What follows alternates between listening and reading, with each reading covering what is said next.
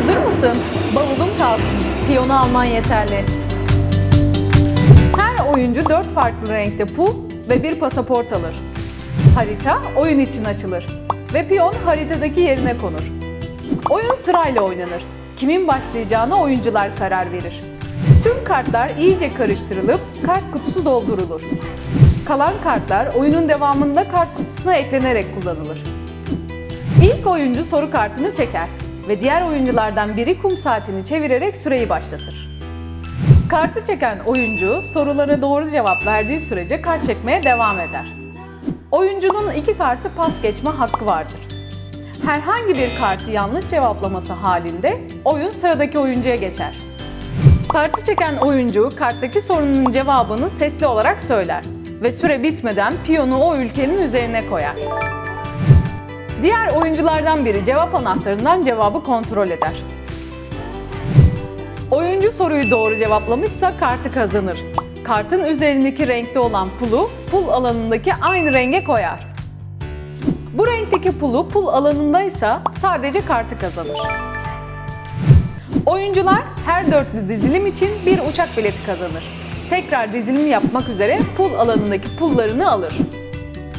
Yanlış cevap veren oyuncu kartı kazanamaz. O kart ve pas geçtiği kartlar oyun dışı kalır. Kart kutusunun dışındaki kartların altına konur. Sürpriz kart çeken oyuncu sürpriz kart çektiğini söyler ve karttaki eylemi gerçekleştirir. Karşındaki oyuncuyla yer değiştir sürpriz kartı çeken oyuncu kazandığı uçak biletleri ve pasaportu ile birlikte yer değiştirir, pullar olduğu yerde kalır. Bil bakalım hangi ülke? Çeken oyuncu bil bakalım hangi ülke kartı çektiğini söyler. Karttaki ipuçlarını sesli okur. Diğer oyunculardan piyonu ilk alan cevap verir. Cevap doğruysa hem okuyan hem de cevaplayan oyuncu istediği renkteki bir pulunu pul alanına koyar. Bu kart için süre kullanılmaz. Cevaptan sonra sıradaki oyuncu ile devam edilir.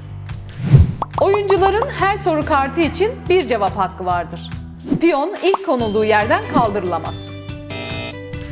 Soru kartları bitince oyun biter. Tüm kartlarla oynamak zorunlu değildir. Oyun bittiğinde her oyuncu kazanılan 10 kart karşılığında bir uçak bileti alır.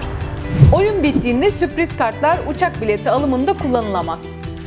En çok uçak bileti biriktiren oyuncu oyunu kazanır. Beraberlik durumunda beraberliğin bozulması için oyuncular arasında tek kart çekilir. İlk bilen kazanır. Dünyayı şimdi Bilgin Dünya ile keşfet.